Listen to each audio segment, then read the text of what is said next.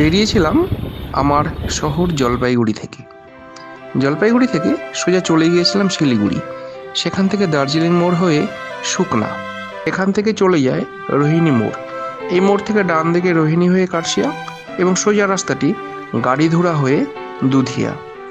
দুধিয়া পার করবার পর এই পথেই কয়েকটি সুন্দর সুন্দর চা বাগান কিন্তু পড়ে। সিংবুলি, গয়াবাড়ি, ফুগুড়ি, সৌরেনি পড়ে এবং এখানেই পড়ে tingling view point. Tingling view পয়েন্টের পর সৌরেনি বাজার।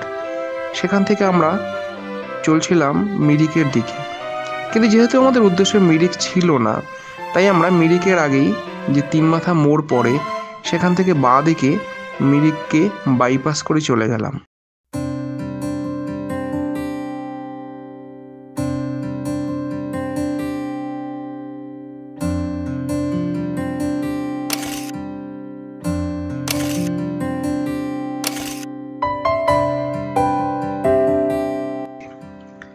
আমরা এরপর রাস্তা ধরলাম গোপালধারা ভিউ পয়েন্টের দিকে।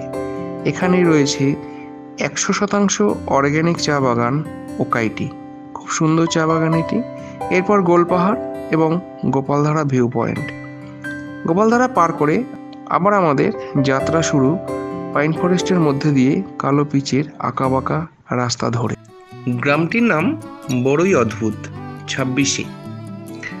এই 26-এ পার করেই একটি ভিউ পয়েন্ট। স্টেট হাইওয়ে থেকে কিছুটা বাঁদিকে উপরে উঠে পড়ুন। কতটা? এই ধরুন 2 থেকে 3 মিনিট।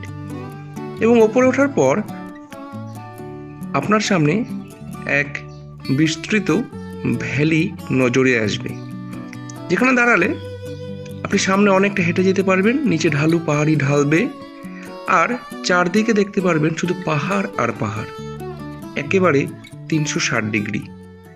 দারুণ জায়গাটি। এখানে কেন আগে আসিনি, খুব আফসোস হচ্ছে। সব দিকে পাহাড়, এই ডান দিকে নেপাল, শ্রীয়ন্তু, কন্নম সব দেখা যাচ্ছে। বাঁদিকে এখান থেকে সমস্ত জায়গাগুলি, সুকিয়া পকড়ি, মানেভাঞ্জন সব।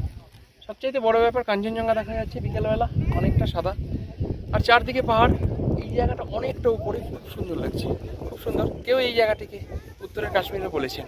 সামনে একটা ওয়াচ টাওয়ার আছে, সেখানে প্রচুর ফুল ফুটে আছে। গিয়েছিলাম গুফা পাতাল। এই জায়গাটি কিন্তু আমাদের পার্শ্ববর্তী সার্বভৌম দেশ নেপালে অবস্থিত। যদিও আমরা যে সীমানা বরাবর যাচ্ছিলাম, সেই সীমানা কিন্তু ভারতবর্ষের এক স্টেট হাইওয়ে, যেটি মিরিক হয়ে দার্জিলিংয়ের দিকে চলে যায়। বড় অদ্ভুত এই জায়গাটি। এই রাস্তাটি কিন্তু সীমানা নির্ধারণ করে এই দুটি দেশ। এখানে উঠে 360 ডিগ্রি ভিউ পাওয়া যায়। ঠিক নিচেই ইন্দো নেপাল বর্ডার। এখানে গাড়ি রেখে আপনি শুধু এইটুকু উপরে উঠুন। এখানে ওঠার পর আপনি এত সুন্দর একটা ভিউ পয়েন্ট পেয়ে যাবেন। তার সাথে যেটা পাবেন, এখানেই পাইন ফরেস্টের ঠিক মাঝখানে একটি হোমস্টে, মাউন্ট ভিউ হোমস্টে। তো এই পার্ক যেটি বানানো রয়েছে, এটি গুফা পাতাল পার্ক। এখানে লেখা রয়েছে গুফা পাতাল পর্যটকীয় বিকাশ, এবং এই জায়গাতে লেখা রয়েছে শ্রীয়ন্তু ইলাম। এটি নেপালের ইলাম জেলা, পাশেই ভারতবর্ষ। একটু দূরে মিরিক অর্থাৎ দার্জিলিং জেলা, আর এই নেপালের ইলাম জেলা একদম পাশাপাশি। তো এখানে রয়েছে মাউন্ট ভিউ হোমস্টে, এবং তার সামনে কিন্তু এত সুন্দর একটা ভিউ পয়েন্ট, যেখান থেকে কাঞ্চনজঙ্ঘা দেখা যায়, যেখান থেকে সম্পূর্ণ পাহাড় দেখা যায়। দার্জিলিং পাহাড়, নেপালের শ্রীয়ন্তু, কন্নম সব দেখতে পাওয়া যায় এখান থেকে।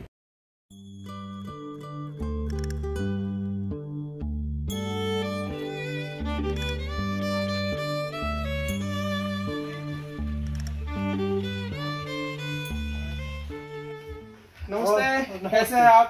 बस ठीक है, आप कैसे हैं? मैं एकदम बढ़िया हूँ। तो आइए ना आप, बैठिए। हाँ ठीक है। আমরা এখন বিদেশে, আমরা এখন নেপালে। নেপাল এমন একটি দেশ, যে দেশের সাথে ভারতবর্ষের একদম আদিকাল থেকে একটি সম্পর্ক চলে আসছে, রুটি বেটি সম্পর্ক, দারুণ সহাবস্থান। এবং এখানে না এলে আপনি বুঝতেই পারবেন না যে একটি দেশের সাথে আরেকটি দেশের জনগণের কীরকম সম্পর্ক হতে পারে। আমি এই মুহূর্তে নেপালে, এই হোমস্টেতে, মাউন্ট ভিউ হোমস্টেতে, জাস্ট যেখানে নেমে গেছে বাড়ির সামনেটা, সেখানে হাইওয়ে রয়েছে, স্টেট হাইওয়ে। সেটি কিন্তু ভারতবর্ষের, এবং সেটিই কিন্তু সীমানা নির্ধারণ করছে। এখানে কোনো কাঁটাতারে বেড়া নেই, এবং এখানে সবাই চলে আসেন এবং এইভাবেই সম্পর্কটা তৈরি হয়েছে। চলে আসুন মাউন্ট ভিউ হোমস্টে, আমরা একটুখানি দেখে নেব এটি কেমন। কেন মাউন্ট ভিউ? কারণ সামনে যে দরজাটা দিয়ে পুরোপুরি দার্জিলিং পাহাড় দেখা যায়, এবং সেখানে আকাশ ক্লিয়ার থাকলে কাঞ্চনজঙ্ঘা দৃশ্যমান। একটা বিষয় কিন্তু পাহাড়ে এলে পরিষ্কার বোঝা যায়, কিছু মানুষ ভূমিপুত্র হয়ে হোমস্টে সাজান, কিছু মানুষ বাইরে থেকে গিয়ে লিজ নিয়ে তারপর হোমস্টে তৈরি করেন। আমরা এবার কিন্তু গুফা পাতাল গিয়ে এদের মধ্যে যে বৈপরীত্য সেটা কিন্তু দর্শন করলাম। আমার খুব ভালো লেগেছিল এই মাউন্ট ভিউর হোমস্টের যারা কর্ণধার, তারা স্বামী স্ত্রী মিলে এত সুন্দর একটা পরিবেশ তৈরি করেছেন। যাই হোক, এখানে এলে কিন্তু আপনার একটা হোম লাইক ফিলিংস কিন্তু আসবেই।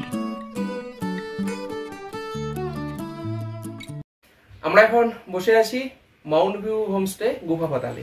তো এই মাউন্ট ভিউ হোমস্টের ওনার রবীন প্রধানজি, উনি ভারতীয় সেনাবাহিনীর একজন প্রাক্তনী। তো দাদা খুব সুন্দর করে সাজিয়েছেন। তো দাদা কব সে হ্যায় ये तो 3-4 बरस हो गया, 3 साल से 3 বছর থেকে চলছে। अच्छा, और आप लोग यहाँ जब आते हैं गेस्ट घुमाने के लिए कहाँ कहाँ सजेस्ट करते हैं? यहाँ से जैसे हम लोग मिरिक लेक हो गया ना, मिरिक लेक, प्राय मिरिक लेक तो लोग जाकर ही आएंगे। हाँ, जाकर तो गोल पहाड़, गोपालधारा, सीमाना व्यू पॉइंट, पशुपति, और नेपाल के अंदर होगा बुद्धा पार्क, फिक्कल और कन्यम श्रीयंती।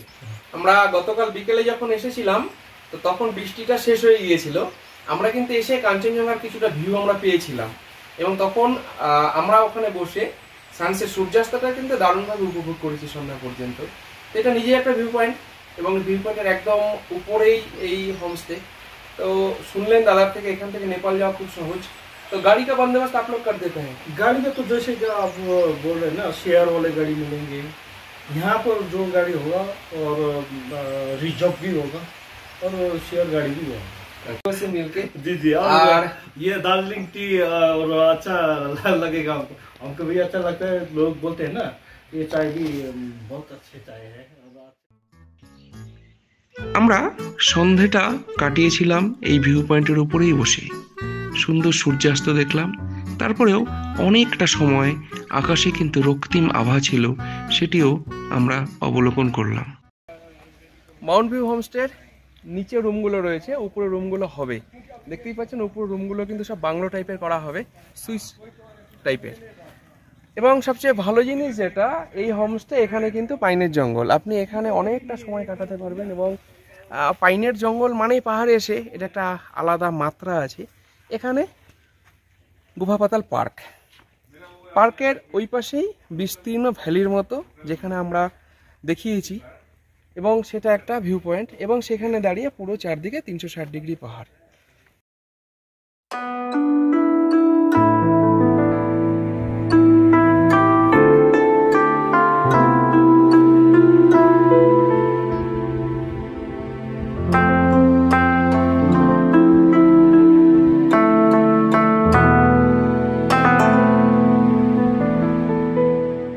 প্রচুর গাছ লাগানো রয়েছে এখানে পাইন ফরেস্টের, এবং বিভিন্ন ধরনের পাইন, ধুপি, বার্চ, যা যা এই পাহাড়ে হয়ে থাকে। এখান থেকে সরু একটা পায়ে চলার রাস্তা। এক কথায় এই জায়গাটি কিন্তু খুব সুন্দরভাবে বলা যেতেই পারে, এটা দারুণ। আর এখানে চিকেন বারবিকিউ বা বনফায়ার সমস্ত কিছু বন্দোবস্ত তো আছেই। আর যেটা পাবেন, কাঠের জ্বালানিতে রান্না। এখানে খাওয়া কিন্তু দারুণ, খুব টেস্টি খাওয়ার এখানে। এবং আরও কনস্ট্রাকশন হচ্ছে, উপরটা পুরো কমপ্লিট হয়ে গেলে এই হোমস্টে কিন্তু খুব সুন্দর হবে।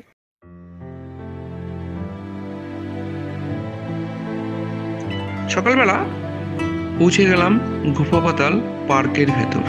পার্কটা খুব সুন্দর করে সাজানো, একটি ওয়াচ টাওয়ার রয়েছে। ওয়াচ টাওয়ারের উপরে উঠলে পার্কের ফুল গাছগুলো এবং চারদিকে পাহাড় খুব সুন্দর দেখায়।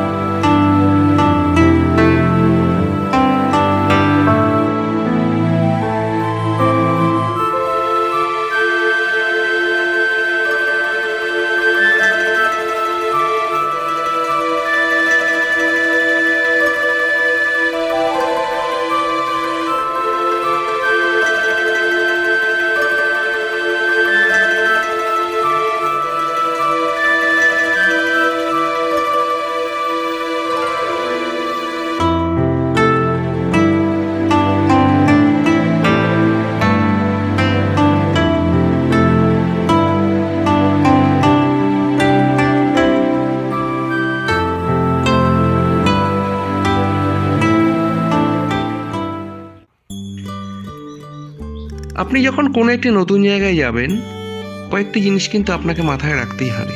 1, নিরাপত্তা। 2, আপনি যেখানে থাকছেন সেখানকার পরিবেশ, খাবার দাবার, পরিষ্কার পরিচ্ছন্নতা এবং অবশ্যই যাদের হোমস্টেতে আপনি রয়েছেন তাদের আতিথেয়তা এবং ব্যবহার। এই ব্যবহারটা খুব ম্যাটার করে, অন্তত আমার মতে। ফিরে আসার সময় ভাবছিলাম এই মানুষগুলি যারা ভূমিপুত্র হয়ে হোমস্টেগুলো সাজিয়েছে তারা বড় ভালোবেসেই কিন্তু এইগুলি তৈরি করেছেন। তার নিজের জায়গার প্রতি টান, গ্রামের প্রতি টান এবং সর্বোপরি অতিথি দেবো ভব, এই যে আপ্তবাক্যটি, এটা কিন্তু এনারা খুব ভালোভাবেই মেনটেন করছেন। গুফা পাতাল এবং মাউন্ট ভিউ সংক্রান্ত এই ভিডিওটি আপনার ভালো লেগে থাকলে অবশ্যই লাইক, কমেন্ট এবং শেয়ার করবেন। আর আপনি যদি আমার চ্যানেলে প্রথম হয়ে থাকেন তাহলে আশা রাখছি চ্যানেলটি সাবস্ক্রাইব করবেন। ভালো থাকুন, সুস্থ থাকুন।